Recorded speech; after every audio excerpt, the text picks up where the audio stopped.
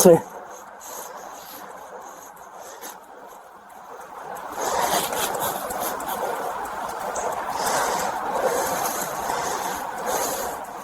My name is Justice Evelyn Thorne. The house stood on Highland Avenue, a structure of permanence in a world that often felt fleeting. It was a stately Georgian revival, built some 70 years ago, with ivy creeping up the northern face of the red brick and black shutters that were always freshly painted. It sat on 1/3 of an acre in the city's most historic district, the kind of neighborhood where the oak trees were older than the country's current constitution, their massive roots buckling the sidewalks in slow-motion rebellion. For 22 years, this had been the sanctuary of Justice Evelyn Thorne. Inside the legal community, the name Evelyn Thorne carried a weight that was both terrified and revered. She was a legend of the state Supreme Court. Her mind was described by colleagues as a steel trap, a mechanism of logic and precedent that could dismantle a poorly constructed argument in seconds. She had spent 2 decades on the bench, writing opinions that had reshaped the state's approach to environmental liability, voting rights, and corporate negligence. She was known for her icy demeanor in the courtroom,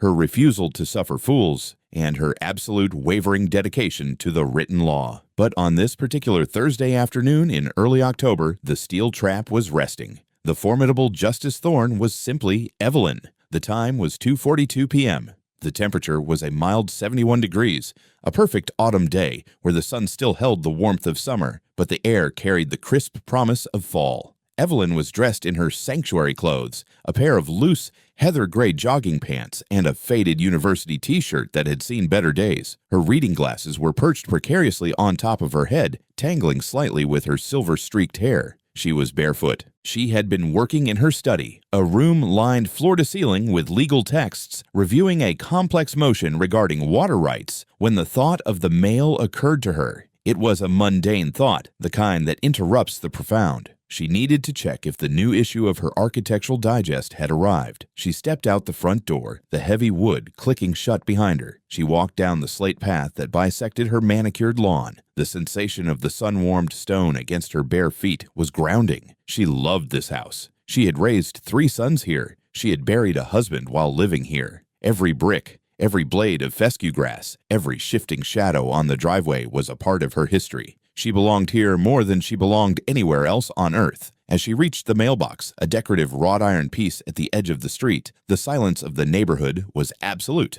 A landscaper was blowing leaves 2 streets over, a distant white noise hum that only accentuated the quiet. Then the cruiser turned the corner. It was a standard issue patrol vehicle, black and white, moving at a predatory crawl. It wasn't speeding. In fact, its slowness was what drew the eye. It prowled. Evelyn didn't pay it much mind at first. She retrieved a small bundle of envelopes, a bill, a charity solicitation, a flyer for a local pizza place, but no magazine. She sighed, a small puff of air, and turned to walk back toward the house. The cruiser accelerated. Not a lot, just a burst of engine noise, before the brakes squealed, bringing the heavy vehicle to a halt directly across the bottom of her driveway. It blocked her path to the street, though she had no intention of going there. The driver's door opened with a heavy mechanical clunk before the engine had even settled into an idle. Out stepped Officer Kyle Hatcher. Hatcher was 32 years old, though his face carried the puffy, flushed look of someone who didn't sleep enough and carried too much anger. He had been with the department for 5 years. His service record was a checkerboard of commendations for aggressive drug busts and a series of redacted internal complaints, 3 of them alleging excessive force and bias in minority neighborhoods. All 3 had been dismissed for lack of conclusive evidence. He adjusted his belt as he stood up. It was a subconscious tic,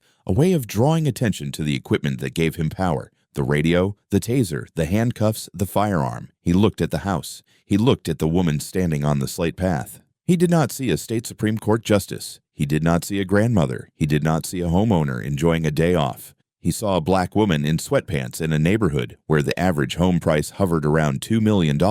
And in Officer Kyle Hatcher's mind, those 2 things did not compute. "Hey!" he called out. It wasn't a greeting. It was a challenge. Evelyn paused, turning halfway back toward the street. She held the envelopes loosely in her left hand. Her face shifted from relaxation to a mask of polite judicial inquiry. She was used to being addressed with deference. "Your Honor," or "Justice Thorne." The sharp, disrespectful bark of "Hey" was jarring. "Can I help you, officer?"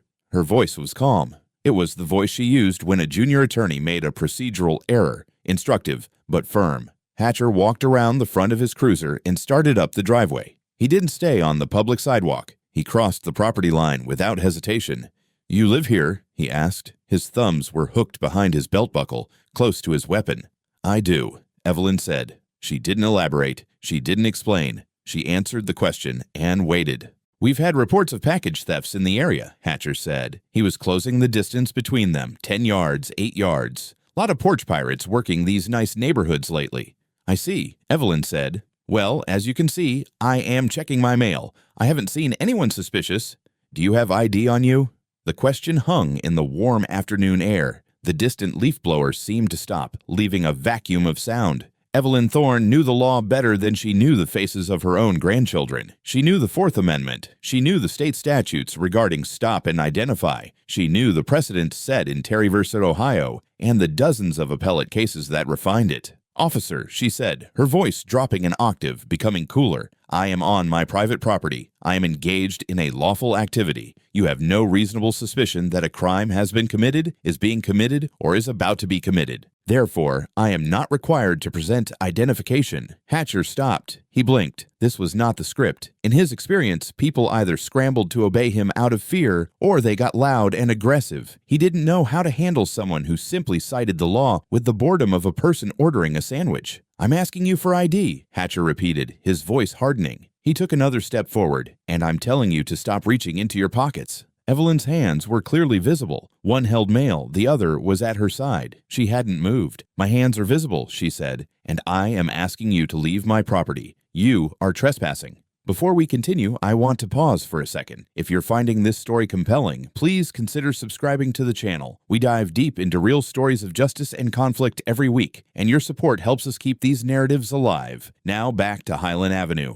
Hatcher's face turned a mottled shade of red. His authority, the only thing that made him feel significant in a world that often ignored him, was being challenged, and not just challenged, but dismissed.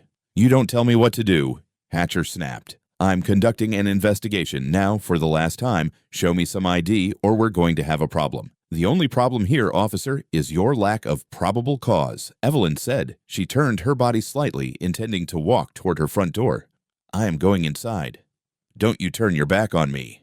The shout cracked through the neighborhood. Everything that happened next happened in a blur of motion. Yet the body camera worn on Officer Hatcher's chest captured it with high-definition 60 frames per second clarity. Hatcher lunged. He covered the remaining distance in 3 long strides. He didn't issue a warning. He didn't de-escalate.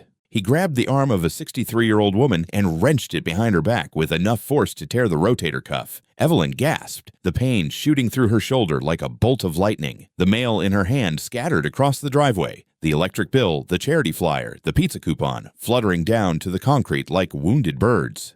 "You are making a mistake," Evelyn said through gritted teeth. She did not fight. She did not pull away. She knew that any resistance, any movement that could be interpreted as a struggle, would be used to justify whatever violence he inflicted next. She went rigid, rooting her bare feet to the slate path. "Stop resisting," Hatcher screamed, playing to the camera, creating a narrative that existed only in his head. "Put your hands behind your back." "They are," Evelyn said, her voice straining against the pain. "You are hurting me." "I am not resisting." He shoved her forward. Evelyn stumbled, her face colliding with the rough brick of her own home. Just to the left of the front door, the impact scraped her cheek, drawing blood. The cold reality of the brick against her skin was a shock that cut through the adrenaline. She felt the cold steel of the handcuffs bite into her wrists. Hatcher ratcheted them tight, too tight. He leaned his weight against her, pressing her into the wall, pinning her there like a specimen. "I told you," Hatcher hissed, his mouth inches from her ear. "I told you to comply." And then he said it.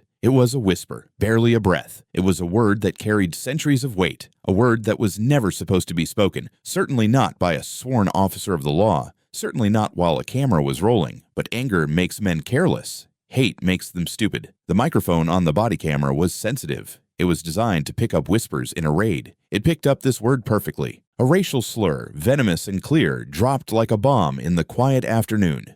"You people never learn your place," he muttered, followed by the epithet.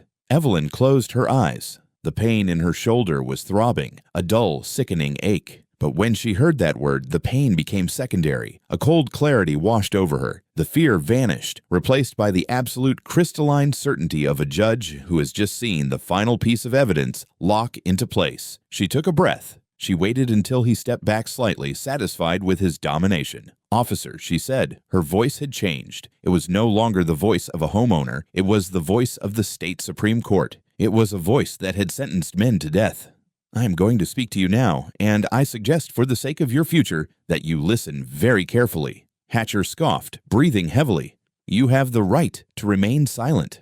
"I am aware of my rights." She cut him off. She turned her head, slowly, deliberately, until she was looking over her shoulder directly into the lens of the camera on his chest. Her cheek was bleeding, her hair was messy, but her eyes were terrifying. "My name," she enunciated, "is Justice Evelyn Thorne. I am a senior justice of the state Supreme Court.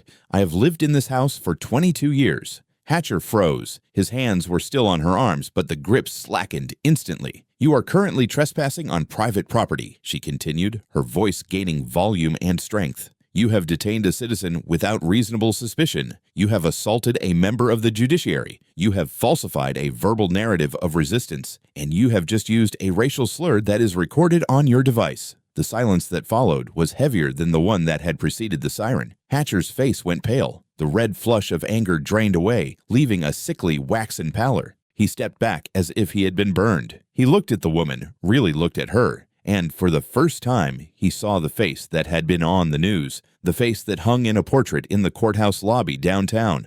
I didn't know," he stammered. The arrogance was gone, replaced by the desperate, clawing fear of a bully who has punched a wall and broken his hand. "That," Evelyn said, "is exactly the point. You didn't know. You didn't ask. You assumed."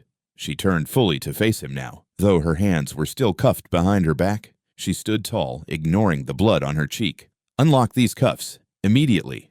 I have to call it in," Hatcher said, his voice trembling. He was spiraling. He knew he had messed up, but he didn't grasp the magnitude yet. He thought maybe he could talk his way out of it. "Procedure says, unlock them." He fumbled for his keys. His hands were shaking so badly it took him 3 tries to get the small silver key into the lock. When the metal clicked open, Evelyn brought her arms forward slowly. Her wrists were ringed with angry red welts. She rubbed them, never taking her eyes off him. "Badge number," she demanded. "Officer Hatcher, badge 4922, he whispered. "Who is your watch commander?" "Sergeant Miller." "Call her." "Ma'am, I can just—" "Call her. Now. Tell her you require a supervisor on the scene immediately.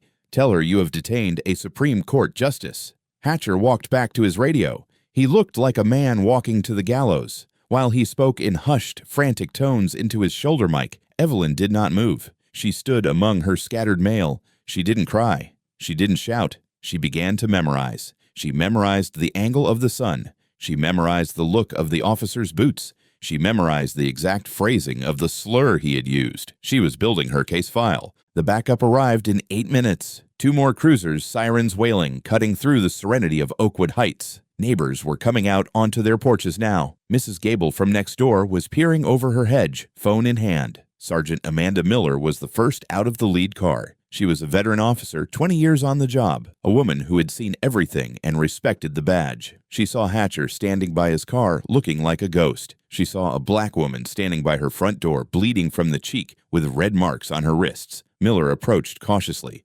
"What's the situation here?" Before Hatcher could speak, Evelyn stepped forward. "Sergeant Miller." "Yes, ma'am." "I am Justice Evelyn Thorne. This officer trespassed on my property, assaulted me, and illegally detained me. I want his badge and gun taken immediately, and I want a preservation order placed on his body camera footage before he has a chance to upload or edit it." Sergeant Miller stopped. She looked at Evelyn. She recognized her. Every cop in the state knew Justice Thorne. Her rulings on police procedure were mandatory reading at the academy. Miller looked at Hatcher. "Did you cuff her?" Hatcher nodded, staring at the ground. "Did you have probable cause?" Miller asked, her voice low and dangerous. "She refused to ID," Hatcher mumbled. "I thought she fit the description of the porch pirate." "Which description?" Miller asked. "The one that said male in a hoodie?" Hatcher didn't answer. "Justice Thorne," Miller said, turning back to Evelyn. Her tone was completely different now, respectful, apologetic, terrified on behalf of the department. "I need to get you medical attention for that cheek. I am going to handle this." "You aren't going to handle it, Sergeant," Evelyn said.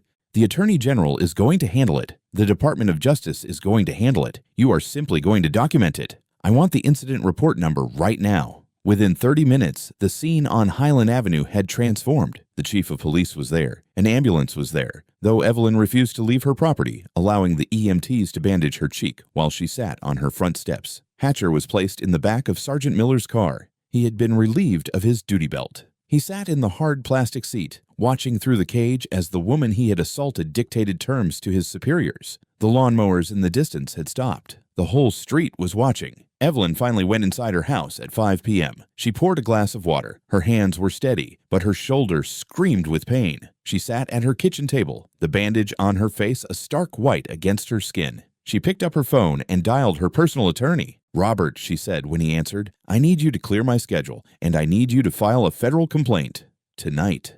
Now, I want to ask you something. If you were in Evelyn's position, knowing you had the power to ruin this man, but also knowing the trauma it would drag up, would you have settled quietly, or would you have done what she did next? Let me know in the comments." The investigation that followed was swift, brutal, and public. Usually these things take months. Departments drag their feet. Footage goes missing. Officers are placed on paid administrative leave while the union circles the wagons, but you don't circle the wagons against a Supreme Court justice. The footage was pulled within the hour. The internal affairs detectives watched it in silence. They saw the peaceful driveway. They saw the aggressive approach. They heard the refusal to identify, which they knew was lawful. They saw the assault.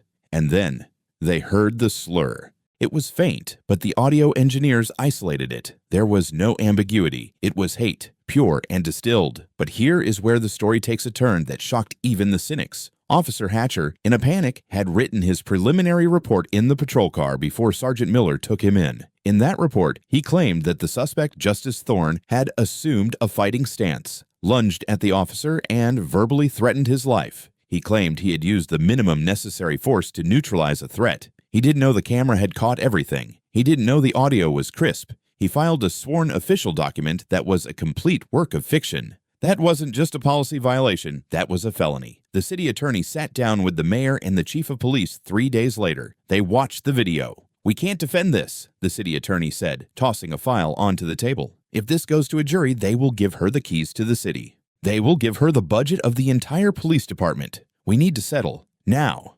The offer came in 2 weeks. $4.5 million.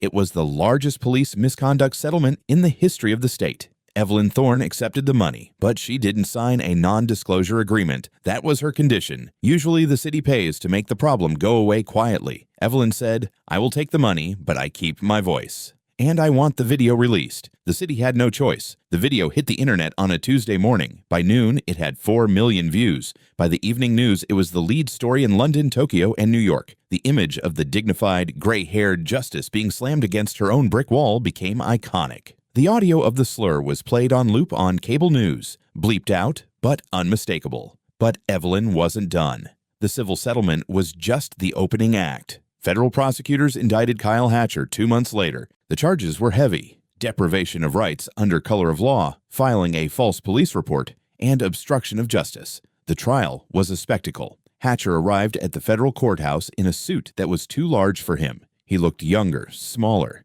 He didn't look like the predator on the driveway. He looked like a man who had realized too late that he was not the main character of the universe. Evelyn testified on the 3rd day. She did not wear a suit. She wore her judicial robes. It was a controversial choice. The defense attorney objected, claiming it was prejudicial, that it would intimidate the jury. The presiding judge overruled him. "She is a justice," the judge said. "That is her profession. She may dress as befits her station." When Evelyn took the stand, the courtroom went silent. She described the fear. She described the pain in her shoulder, which still required physical therapy. But mostly, she described the humiliation. "I have spent my life upholding the law," she told the jury, her voice ringing off the mahogany walls. "I believe in the law, but on that driveway, the law did not exist for me. On that driveway, I was not a judge. I was not a citizen. I was a target." The defense tried to argue that Hatcher was stressed, that he made a split-second decision in a high-pressure environment. The prosecutor simply played the video again. He paused it at the moment Hatcher was walking up the driveway leisurely, thumbs in his belt. "Does this look like high pressure?" the prosecutor asked. "Or does it look like a man hunting?" The jury deliberated for less than 4 hours. Guilty on all counts. The sentencing hearing was where the full weight of the tragedy landed. Hatcher stood before the judge, a colleague of Evelyn's, though they had never been friends. "Mr. Hatcher," the judge said, "you were given a badge. It is a symbol of public trust. You used it as a weapon of personal bias. You took a woman's piece and you tried to break it. You took a woman's body and you tried to break it. And when you realized you had been caught, you took the truth and tried to break it. 10 years. Federal prison, no parole." Hatcher was led away in handcuffs, the same metallic sound that had echoed on Highland Avenue. He didn't look at Evelyn, he looked at the floor. But the story doesn't end with Hatcher in a cell, because for Evelyn Thorne, revenge wasn't the goal. Change was. 6 months after the trial, Evelyn stood on the floor of the state legislature. She was the keynote speaker for a bill that was being debated. It was called the Transparency in Enforcement Act, but everyone in the corridors of power called it the Thorne Protocol. Evelyn looked out at the sea of senators and representatives. She adjusted the microphone. "I was lucky," she said. "I know that sounds strange to say, but I was. I had a title. I had a reputation. I knew the law.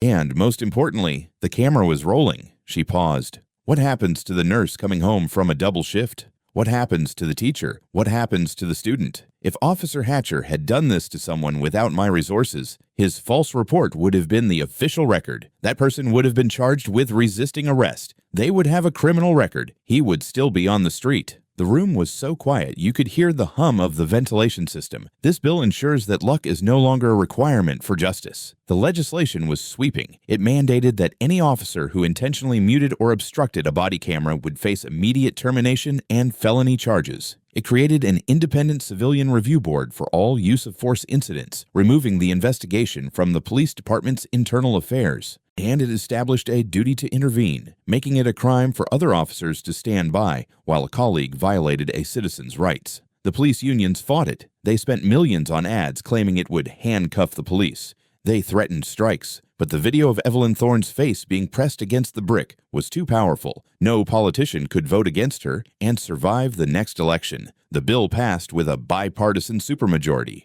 1 year to the day after the incident, Justice Evelyn Thorne stood next to the governor as he signed the bill into law. She didn't smile for the cameras. She stood with her hands clasped in front of her, her expression unreadable. She had donated the entire $4.5 million settlement. Half went to the Legal Aid Society to fund defense for wrongful arrest victims. The other half started a scholarship fund for minority students entering law enforcement, with a curriculum focused on constitutional ethics. The house on Highland Avenue is still there. The ivy is a little thicker. The oak trees are a little taller. Evelyn still lives there. She still checks her mail. But now, when she walks down the slate path, she doesn't do it absent-mindedly. She is aware of the street. She is aware of the silence. She is back on the bench, though she is nearing retirement. Her rulings have changed slightly. They are even more rigorous, even more demanding of the state to prove its case. When prosecutors appear before her, they know they better have their paperwork in perfect order.